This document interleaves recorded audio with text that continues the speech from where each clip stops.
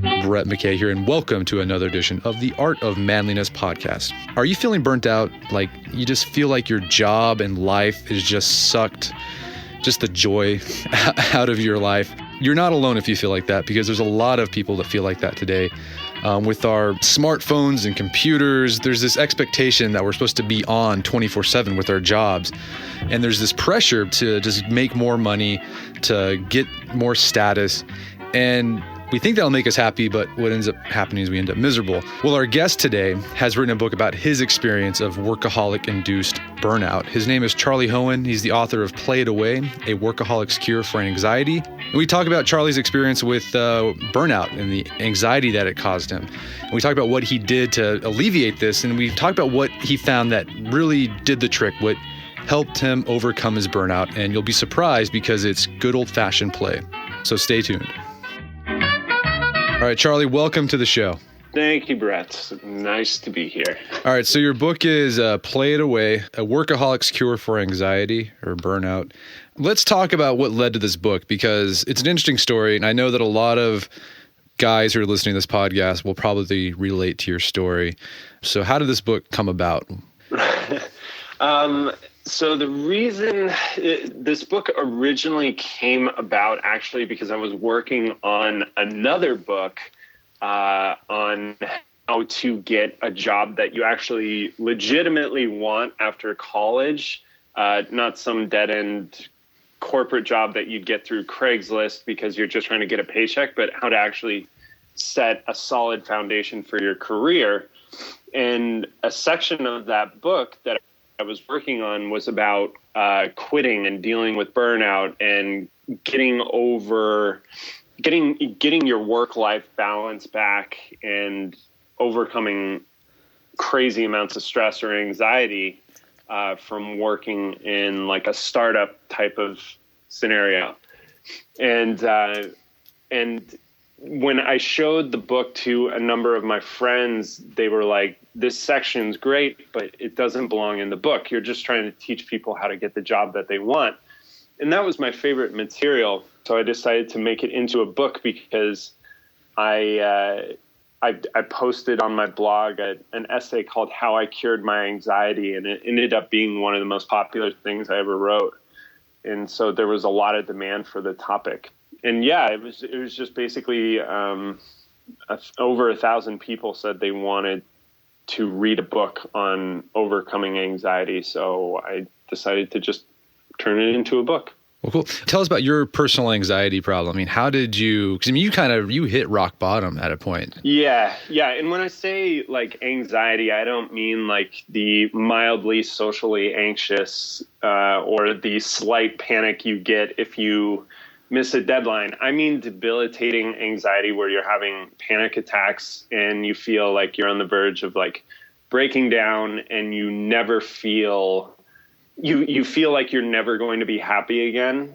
When my rock bottom was just, I felt constant dread all the time. I had difficulty breathing. I had difficulty sleeping. I couldn't relax. It was physically impossible. And I felt like I was trapped in my own personal hell all the time. I remember having a conversation with my girlfriend, and she was basically like, you aren't the guy that I met. What is wrong? And I told her that I just felt dead inside all the time, and I didn't know how to fix it. And it just wouldn't go away. It was like I didn't have thoughts of like suicide, but I remember thinking many times, like, I just want this to be over. Like, it's such a bad feeling, and to constantly feel like you're in fight or flight mode and constantly terrified of something.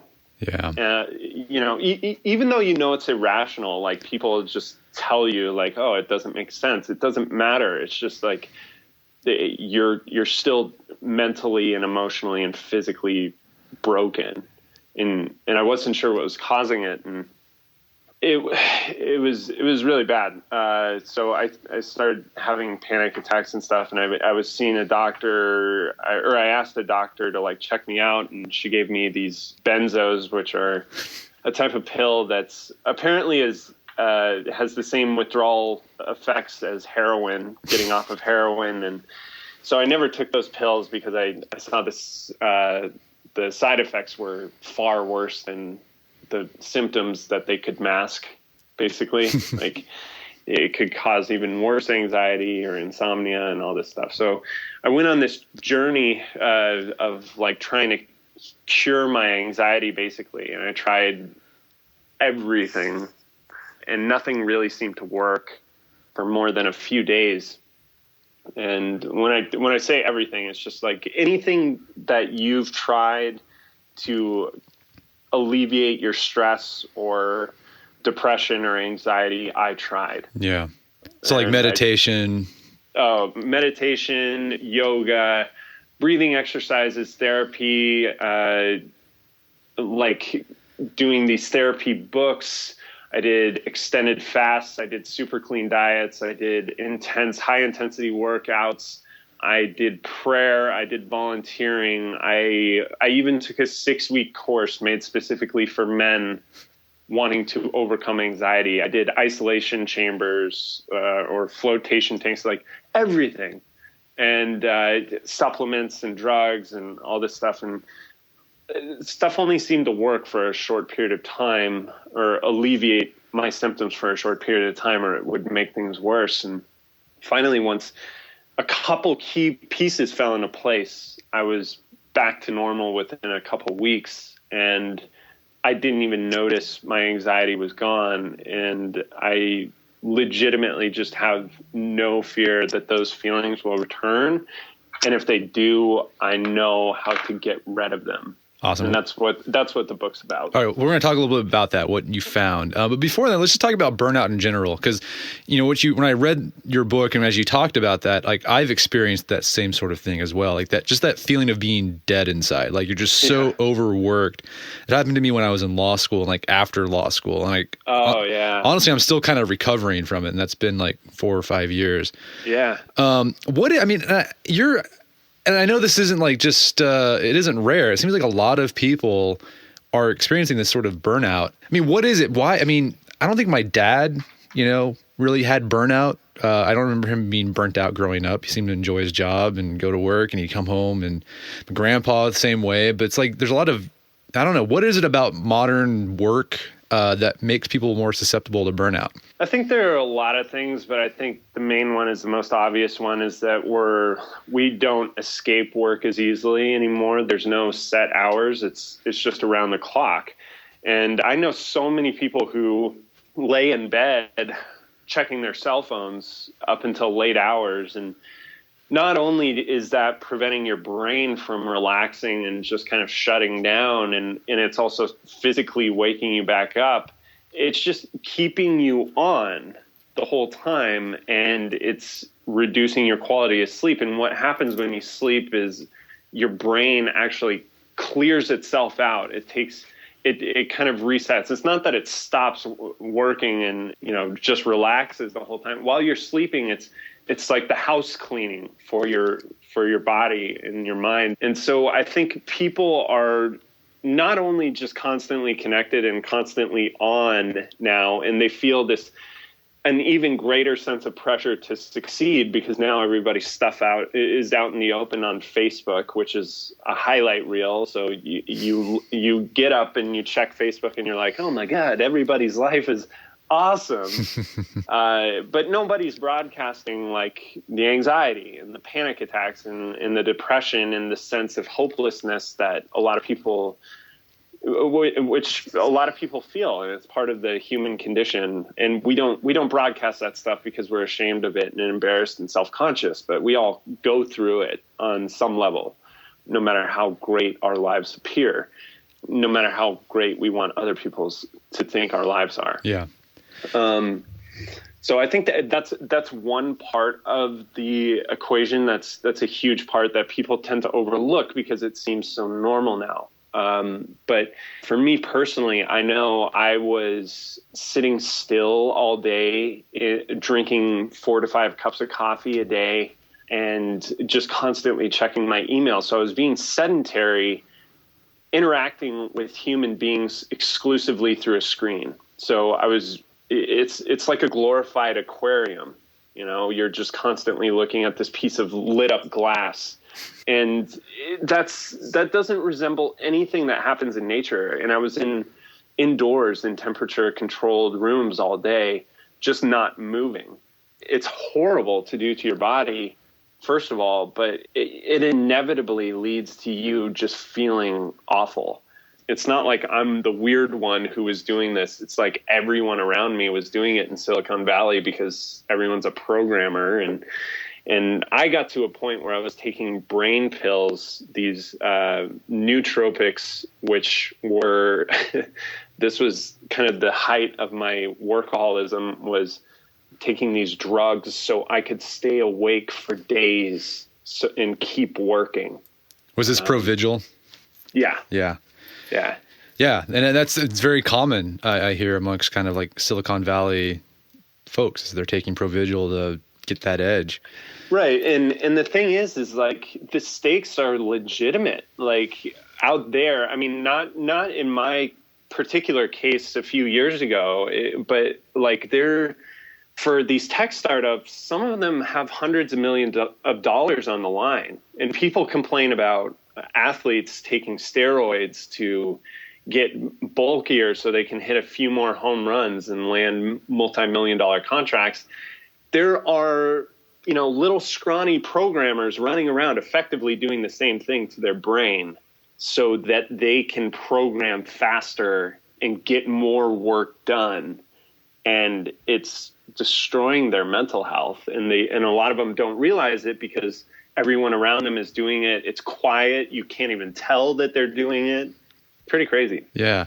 It's funny. You mentioned how, a lot of us, all right, they're like, we're stuck in this aquarium in front of a computer, and a lot of us are in our email all day. And what's interesting, you talk about like, we're very sedentary, but when you work in email and you're doing like, you experience fight or flight reaction, right? But you can't do anything to like release that, right? You just sit there and you just like, you're like stressed out. And what's weird too, and sort of a disconnect, but you're like, it's just email. It's just like this mental, it's like I'm not being chased by a mastodon. Why do I feel like that? And so you kind of get down on yourselves, like, come on, get it together. But tough it out, like work through it. And I mean, it feels ridiculous to be hyper stressed by digital information and work and stuff that in the grand scheme of things means nothing compared to how you feel in your health. But we take it all very, very seriously. Yeah. Okay, maybe you get some insight into this. If there's some guys who are listening to this and they kind of fancy themselves as high achievers, are there any like signs or symptoms of like pre-burnout or burnout that they should be on the lookout for? And they'd be like, okay, I need to take a step back and reevaluate what I'm doing here. Yeah, for sure. The main one is your inability to not take your work seriously. I'm probably getting my words confused there with a double negative, but there's some great quote. I forget who said it, but it's just like the signs of a pending mental breakdown are a person's inability to like laugh at themselves, or they just take their work super, super seriously. Let me see. I had a checklist actually in the book of like all the things that indicated if you're on course for a breakdown. Yeah. That I legitimately wish someone had held the mirror up to me. But at the same time, I don't know if I would have acknowledged it, because it's like I was so unhealthy in terms of my work routine. But I was just like, at the same time, I was getting congratulated because I was super productive and I was in all these cool different positions doing all this cool stuff. So here's the checklist. Okay. Do you feel guilty or really anxious when you're not working, when you're taking time off and not doing anything work? Like, do you have to check your cell phone? Do you feel guilty when you're not working? Have you stopped playing with your friends, like having guilt-free play with your friends? Do all of your daily activities revolve around you building a more successful career? everything you do during the day? Is it career oriented? Are you sleeping less than 8 hours per night? That's a big one. Yeah. Are you consuming stimulants multiple times per day to hide your exhaustion? I was drinking a lot of coffee. A lot of people do energy drinks. And again, it's just like, if your body is freaking out within an hour or two every time you're taking these stimulants, it's telling you need to change something and slow down. So a worthy experiment is just to go a week without those stimulants. Just replace it with water and see how your body responds. If you're just constantly like feeling strung out, just take away the stimulant. Yeah. Are you sitting still and staring at screens for most of your waking hours? Do you interact with people primarily through screens? Are you indoors all day long, depriving yourself of fresh air and sunlight? And do you depend on alcohol or drugs to cope with social situations outside of work? So those are the big red flags of like, are you on the path to potential burnout? Oh yeah. I was kind of like, I'm kind of in a bad shape then.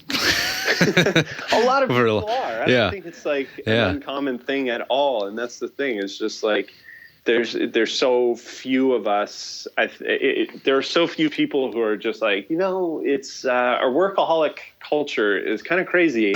We ought to stop and reassess because America is like one of the least happy countries on the planet. Yeah, and what's funny is it just sort of creeps into your life. Like you don't, and then before you know it, it's too late. Like you don't see it, and then you're like, oh my gosh. Okay, so you tried all these things like meditation, yoga, and you finally discovered that play was one of the keys. I mean, how did you discover that, and what is it about play that's so good for us, even as adults? Because we often just think of play, that's what kids do. Yeah. Yeah, tell us about play. Yeah, so I had that breakthrough when I just happened to stumble upon a book called Play by Stuart Brown. I was at my friend's house and I just came across this book and I was like, that's an interesting title. And I just started reading it. And I read it in one sitting. And my reaction to the book was, oh my God, I'm such an idiot. Like I've felt awful for years and the answer's so obvious why. And it's because I'm constantly preventing myself from playing. I'm constantly mentally blocking myself from having guilt-free fun. Like I remember I was set up on a blind date and I was set up with this really beautiful, awesome girl. And later on, she told me, and I'm like, normally, I'm a pretty relaxed and carefree guy who's like easy to laugh. But like at that stage of my life, she told me when she met me, she was like, you were super intense and serious. I was like, man, that's such a drag to hear. But like I was always feeling guilty about having fun. I always felt guilty when I wasn't working because at the time, I was starting to make a lot more money. I had a few major successes under my belt, and I felt like my work was really important. My career was really important, and I quit my job of working for Tim Ferriss because a bunch of like external stuff outside of work just went awry, and I had to quit. Because I was just like, emotionally, I couldn't do it. And I felt like I'd really just like let everyone down. I was like, man, I not only burned a bridge with like my mentor and my hero, but I potentially threw away everything I'd worked for. And I needed to become like a successful CEO or a millionaire or somebody who changed the world in order for everyone to accept that I was like, okay again. And so in my head, I was like, I got to get back on. Like, I got to get back. Like, I got to work my way through this. And I was just never playing. And the thing is like, when I started reincorporating play and back into my life, like, the activities that I voluntarily turned to while I was growing up. Stuff like playing catch and playing home run derby and creating art or building things with my hands or like making music, developing my skills, stuff that I did for fun, just for fun, no other outcome. Everything changed because I started viewing my world instead of as a prison, which is how it felt when I was super anxious. I started viewing my world as a playground and everyone around me as potential playmates and every moment as an opportunity to have fun rather than I need to get back to work so I can make money and be successful. It became about how can I have fun? And so my work actually changed back to what it was when I first started out, which was it's a game that I would willingly play. Like I was able to get into these great positions of working with guys like Tim Ferriss and Tucker Max and Ramit Sethi because to me, my career was just a game that I was setting up for myself, that it was just opportunities I was creating for myself. Like after I got out of college, I spent a few months just applying to jobs that I didn't want at companies I didn't want to work for because that's what everyone else was doing. And that's what I thought you had to do. I thought you had to get a job that you hated in order to pay the bills. And it didn't work. And so no one would even respond to me. Everyone would ignore me. So I was just like, I'm just going to work for people I like and propose cool projects that'll be fun. And if I get paid, cool. If I don't, worst case scenario, I have something interesting to talk about. I have something in my portfolio and a fun project. So I approached it as a game and I was able to do all this cool stuff that I actually wanted to do. But when it switched over to being about money and success and feeling guilty for not doing enough and needing more and more and more, then everything got messed up. Yeah. And so play changed everything. It's not only the physical act of like getting out and running around and having fun. It was just a way that I viewed the world. It was a way that I viewed my work. And it changed my life. And what I didn't realize is when I was super anxious, I had this nervous, like weird, creepy energy to me that other people would detect and they would reflect it back to me. Like, have you ever seen like a person walking their dog and this guy like will walk by them and the dog will just be like, yeah. like they'll freak out. And it's because the person walking by had some sketchy, weird energy that the dog detected. And it's like humans do that too, but I think they do it on a subconscious, much more subtle level. And what I realized is like when I started playing, when I started viewing the world as a place where I could have fun again, and every moment as an opportunity to have fun, I started playing with everybody. I started joking around with waitresses and cashiers and my friends. We started pulling pranks on each other and just joking around and relaxing. And it changed my world because everyone around me started playing back with me. And all of a sudden I was surrounded by people who were having fun again. And it changed everything. Yeah. As you're saying, telling that story about how you rediscover play, it reminds me, before I read your book, I this stuff, like, that if you take things too serious and you just focus on money, like you're going to be miserable. Right. But like you forget it. For some reason. And it reminds me, like, there's been like books and movies about this same theme, right? Like the baseball player who got into baseball because he loved the game. And then he became this like crabby prima donna player who's just concerned about making money and like he sucks. Did you read the New Yorker article called Why I Quit Major League Baseball? No, I haven't read that. Oh, it's so good. You got to look it up. It's about that exact thing. It's like this guy who just loved the game growing up and he became great at it because he had so much fun doing it.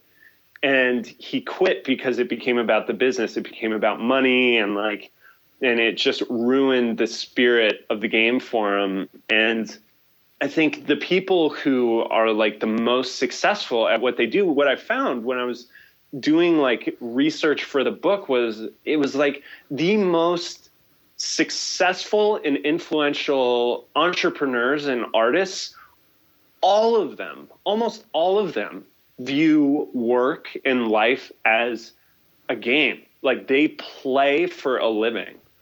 And Mark Twain has this great quote about how, like, when we talk about the great workers of the world, we're not talking about the great workers. We're talking about the great players of the world. I put together this like slide share on like the best quotes on why we should play for a living. But yeah, it's just like, if you can retain that original spirit of like why you got into the game in the first place and not be so focused on the money. I think that's why guys like Steve Jobs and Larry Page, they took an annual salary of $1 a year. It was symbolic of like why they were in the game in the first place. They weren't there to sell out or get money. They were there to do something that was their game. That's awesome. Okay, so I'm sure there's guys who are listening to this like, yeah, this sounds great. I want to do this, but like I don't have time for play. I mean, but it sounds like you incorporated play just sort of naturally and even to your workday. I mean, what do you tell guys? What advice do you have to offer to incorporate play into their life? There are a few things. So one is you should look at play as actually like a productivity hack. You can make the same argument about how I don't have enough time to get a full night's sleep because I got to get back to work. Well, okay, do that for a couple of weeks and see how well you're working. And it's the same with play. Is if you take time off to have fun and to play and do stuff that you actually enjoy, you're actually going to work better. You're going to have a more full, enriched life, and you're going to be more creative, and you're going to be more passionate about what you're doing. You're going to bring more energy into your work, and your work is going to improve. And the CEO of Burton, the snowboarding company, he actually has in his contract, this is a guy who's $100 millionaire. He has in his contract that he has to be on the slopes 100 days of the year. He devotes a third of the year to playing because he's like, I can't do my job unless I'm having fun. And this is consistent with what I found with other high achieving, top performing entrepreneurs and artists is they play hard. They play really hard. One of the stories I included in the book is about my friend Erin. She was a graphic designer and she was working on a client's website, and she was like, my friend Ann and I called her up and we were like, hey, you want to hang out? And she goes, no, I missed a deadline earlier today. I'm working on a client's website and it's just not coming together. I have at least 6 more hours of work in front of me. And we could just hear the stress and the desperation in her voice. And so we went up to her apartment and she was just like a mess. She was super stressed. And we looked at the site. It wasn't coming together at all. And she was like, yeah, I'm just going to stay up all night until this is done, you know. And we were like, why don't you take the night off? And so we kidnapped her and we took her mini golfing. And initially she was really stressed on the ride over. She was like, oh my God, I can't believe I'm doing this. Like, I'm going to be in so much trouble, blah, blah, blah. And then by like the 4th hole, she was relaxed, she was laughing, and we had a great time, and we just joked around and messed around the whole time. She went back home when we dropped her off that night. She got a full night's rest. The next morning she woke up and she texted us later that day and she was like, I got the client's site done in an hour and a half, and it was good. And that's the thing, is like we insist, we constantly push ourselves to like keep going, get it done. Grind it out, work through it. And you actually need time off, because when you take that time off to relax your brain, it's the same effect as sleep. It's like you're not thinking about this thing constantly. You're just having fun and you're relaxing. And when you return to your laptop, when you return to your workstation, you actually have a lightness and a happiness and a joy to you that you previously did not have. And so it's play, I believe strongly, is a productivity hack. It's essential to doing great work. So think of play as an investment that pays off, huge dividends. Yeah, even though you're technically wasting time, you're actually gaining time back. That's awesome. Okay, well, I mean, besides play, is there anything else that people, I mean, what else did you, I mean, you talked about other things that did work for you to help alleviate the anxiety. Is there anything that sticks out to you in particular? Totally. I mean, if people want to people who are really struggling with anxiety, I would say the first thing they ought to consider is optimizing their bedroom for quality sleep. The key thing there are a couple key things. One is set a time to go to bed at the same time every night. Like, you have to get into a routine if you want to eliminate your anxiety. Every anxious person I've met has either been in denial about how little sleep they're getting, or they're going to bed at random hours. And part of the reason for that is what we were talking about earlier, is like looking at screens past 9 p.m. wakes you back up. So if you can make the commitment to not look at your screen an hour before you get in bed and just be done with it, like plug your cell phone charger in a different room than your bed so you can't even be tempted to go look at it. That's super important. And make your room as dark as possible. Get it around 68 degrees. Cover up every light source, including alarm clocks and smoke detector lights, like everything. Make it just as dark as possible. Make sleep a huge priority, because that will dramatically reduce your anxiety, along with play. Like, obviously, play and sleep, I think, are the two biggest areas that people should focus on if they really want to reduce their anxiety. And another thing that I would do during the day is I would take a 20-minute nap after lunch. I would just lay on my back, like often on the floor, and I would just close my eyes and set an alarm on my phone for 20 minutes right after lunch and just focus on breathing. Just breathe in and out, in and out. I wouldn't try and fall asleep, but I often would. And I would always wake up feeling so much better. And naps are amazing. Like, kids take them. Other cultures take siestas and stuff. And naps are proven to reduce your risk of heart disease and all these other things. Like, naps are great for reducing anxiety. There are a number of other things. I think a thing that a lot of anxious people don't realize is there are certain nutrients in their body that get rapidly depleted when they're constantly stressed for a long period of time, because for whatever reason, the brain consumes those resources much faster if you're hyper stressed all the time. And something I found that really helped me a lot within a week or two was when I started supplementing with 2 to 4 servings of omega-3 fatty acids, so cod liver oil. And I found that I was also deficient in vitamin B12. So those are 2 areas that anxious people are commonly deficient in. Is I think it's like methylcobalamin, which is vitamin B12, and omega-3 fatty acids. And 2 others are potassium and magnesium, which can be, all of these things can be obtained through food. But for vitamin B12 or vitamin B in general, your gut might not be properly absorbing those things, even if in vitamin B's in meat, animal products, meat, eggs, and you might not be absorbing that. So if that's the case, it helps to eat a few forkfuls of sauerkraut so you can get healthy bacteria back into your gut to help properly absorb that stuff. So I think those are just a couple quick areas that people can, if you start taking omega-3, which isn't going to hurt you. I'm not a healthcare professional, by the way, so don't hold me accountable. This is just based on a ton of research I've done on this stuff, and also from personal experience and reading about personal experiences of others, is if you start supplementing with omega-3 every day for a month, it can really dramatically reduce that, and vitamin B can really calm your brain down. And there's a bunch of other stuff I talk about in my book that helps. But the 2 key areas I would say that anybody can focus on more are play, like actually having guilt-free fun with your friends while moving around outdoors, rather than viewing exercise as some evil chore, like hopping on a treadmill and being miserable for a half hour. You can just run around outside, play Frisbee with your friends.